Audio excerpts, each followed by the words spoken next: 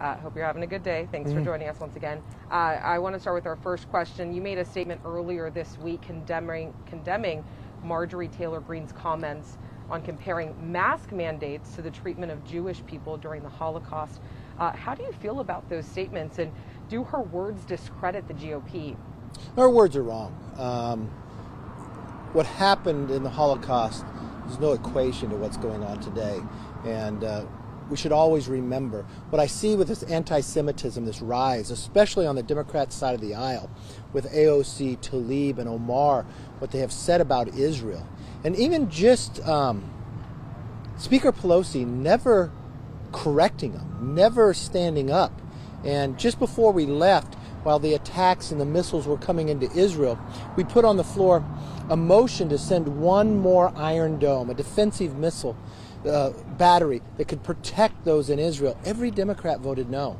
You know, recently a few Democrats joined with us condemning Nancy Pelosi for not standing up against the anti-Semitism that we're hearing from a number of the Democratic members. And I do want to talk, I know you mentioned your tweet from earlier today. You did call Democrat representatives, in your words, quote, promote repulsive anti-Semitic rhetoric. But with that being said, obviously you don't align with that. I want to ask you if you feel like any of your words, like when you used the Chinese coronavirus in a tweet back in March of 2020, do you consider that to be similar rhetoric? No, not at all. Because when you look in history, if you talk about the swine flu, you talk about any places, we usually talk about the origin of where that came from.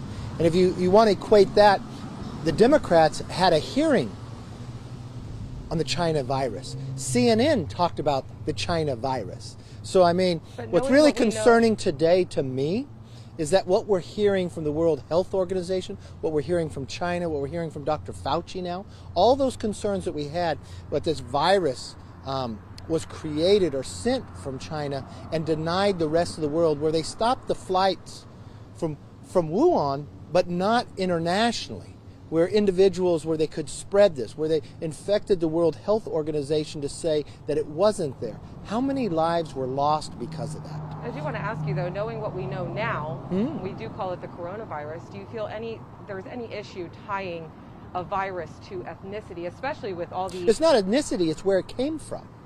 And that's what we've done on so many of them. So I don't see how that's any different than before. What's concerning to me is, why wouldn't we spend the time to find out how it was created, why it was created, and how it was spread?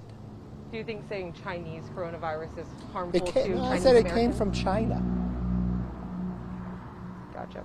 All right. And you are in opposition of the January 6th Commission. And today, the mother of Brian Sicknick, the officer that died, she spoke to several GOP senators. What do you say to a mother that is obviously grieving the loss of her son about your opposition? How do you explain that to her?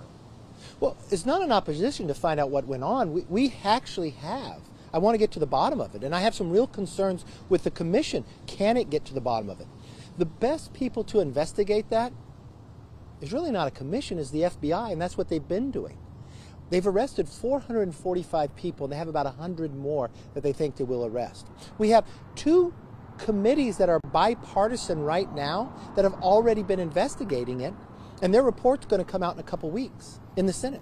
We have given $10 million to the architect of the Capitol to find ways to reinforce it. So when I would sit with that mother, I would tell her, we will not forget what her son did, but we will make sure that it doesn't happen again. And the FBI are the very best people to do it. I'm concerned that the commission could interfere with this, especially by the language and what they used. I'm concerned that the commission will be political based upon you'd only have Democrat staff running it. I'm concerned that if we already have bipartisan hearings going, let's get to the bottom of this. I want to find out what happened and why. So you're not necessarily opposed to the commission, it's the department or group that's going to be running the investigation. That's your concern. Well, what Nancy Pelosi did, she played politics with it for 4 months. The FBI are the best people. This is what they do every day. This is what they investigate when people make a crime. I don't know that a commission investigates a crime. So they've already arrested 445. They have another 100. I would hate this commission to get in the way of that. Let them do their jobs. And I want to switch down to the border. Based on what's happening with the border, what are some of your biggest concerns for Californians with the border? Well, it's not just California, it's the nation. The number just in California, the people we have caught from Yemen on the terrorist watch list, why are they coming? Who are they talking to? And what do they have planned? What about the 2,200 Romanians that just came across? This isn't from Central America. Or the 33,000 who are individuals not from Central America, that are from other nations. Why are they coming through here? Why is it happening? Because the Biden administration changed the policies with executive action. They stopped the building of the wall that gave openings for people to come. We have more fentanyl than at any time that's coming from China to Mexico and across this border. You have more than 1 million people, by the Washington Post estimated, that will get across that won't get caught. We set all new records. And are they being tested for COVID? No, but they're being shipped throughout our nation. We have these young children where you just saw, it would break anybody's heart, those little girls that the rancher found, 11 months old, with no clothes, nobody around. That's because somebody encouraged them to come here, give their child up. People are making more money by transporting people here illegally than they are even drugs. That's human trafficking. So what's the answer? How do we fix this? Well, the answer is very simple. Let's first go back to what we had that worked. If you're going to claim asylum, you stay in Mexico first and have your court case. That you don't welcome unintended minors so people will ship their children up. The best way to come here is legally. Do you think you know we need what we could do with Title 42 as well? If you catch a person, they should be able to be sent back. You shouldn't catch somebody and not test them as well. I mean, you want a legal system to come to America. We are a land of opportunity. We are a country of immigrants. But you're now having, we are more generous than any other nation. There'll be 1 million new Americans this year who legally immigrate here. But there'll be 1 million who come here illegally. If you break down society, if you break the rule of law, you will break society. I do want to ask you, what about the immigrants that do come here, and they don't want to be sent back because they say there is no way to get here, it's taking too long, my life's in danger, my family is in danger? What do we do with those people who are saying, I've been waiting years to get here? What do we do to fix that for those people that truly are seeking asylum and need help? Well, that's what we have, the great law of the asylum. If they're seeking asylum, seek it. Go to court.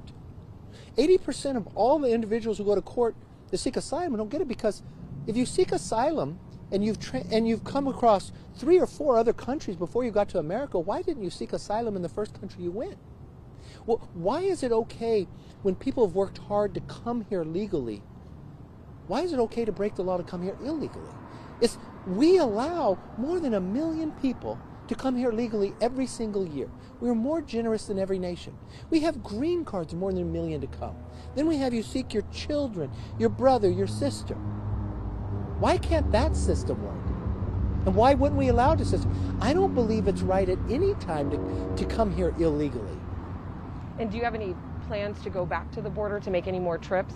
Yes, I want to see it firsthand. When I went to the border just a couple months ago, it was speaking to the border agents that we found out we were catching people on the terrorist watch list.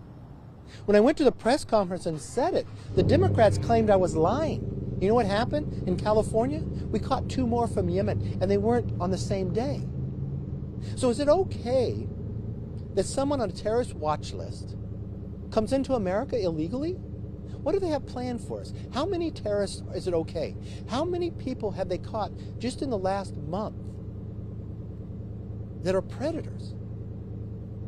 What are they going to do in our nation? How many people, as we battle COVID, that we are denied certain rights because of COVID and health, that you allow people into the country knowingly having more than 12% of them have COVID and just send them out into society?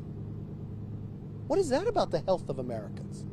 Why can't we secure our borders? We had it secured. Our own governor claimed the population in California decreased because under the Trump administration, we had a secure border. Have you been able to talk directly with the Biden administration about how they plan on I talked directly to the president about this. That at no time in the last 20 years have we seen these type of numbers. And there has been no new legislation. It is simply his executive orders that changed.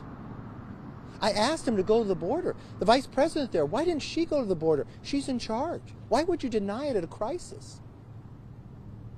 And Last question for you, Congressman. Where does the GOP currently stand on remaining a coalition working together for the same goal, for the focus of America? Oh, we're there 100%. Watch what just happened in the last election. Not one Republican in Congress lost. First time since 1994. We beat 15 Democrats, and every Democrat that lost to a Republican woman or a Republican minority. The party is expanded larger. Why? Because we're focused on what America is concerned about. We believe in getting people back to work, back to school, back to health, and back to normal. We have not seen the gas prices this high since Joe Biden was vice president. We haven't had this type of inflation that is a tax on every single American since the early 80s.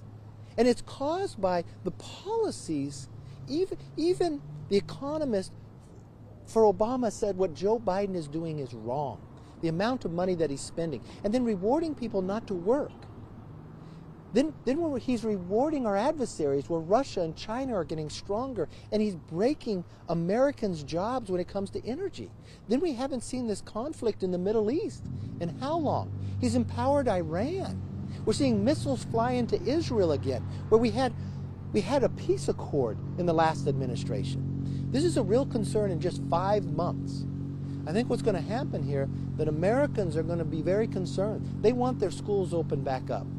They want jobs again. And more importantly, they want to go back to normal and back to health.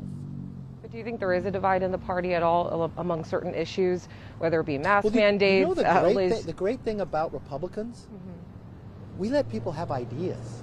We let people disagree, and it's okay. We let people say their ideas and debate them and don't try to control you. We believe in the first Republican president was Abraham Lincoln. He believed America was conceived in liberty and dedicated the proposition that all of us are equal. That's the foundation of our party. We believe it even more today, and we fight stronger for it. And I do want to ask you, sorry, I know I Sure. said last question, but one more. What's your top priority right now? Getting people back to work, back to school, and back to health. You think we're almost there? Not in California, we're not. Why do you say that? Because of the Sacramento. Look at what Sacramento has done. They don't follow the CDC rules. They go after the energy industry right here. They change the rules when it comes to water and others. Why are we having more people leave California than come to California? Why do we have the highest taxes? Why are children still out of school? Why is it that we have a $75 billion surplus, but we have the highest taxes? Why do you have to pay more than half of your income from a federal and state level to live here? Why is our gas prices so high because the tax is higher? Why is the affordability? And name me one city that doesn't have homelessness in California. And have you ever seen homelessness like this before? Right here in Bakersfield, well, every place you drive. A lot of it stems directly from the policies of Sacramento. And that's got to change. Thank you so much, Congressman. Thank you. Appreciate it. Thank you. Appreciate you.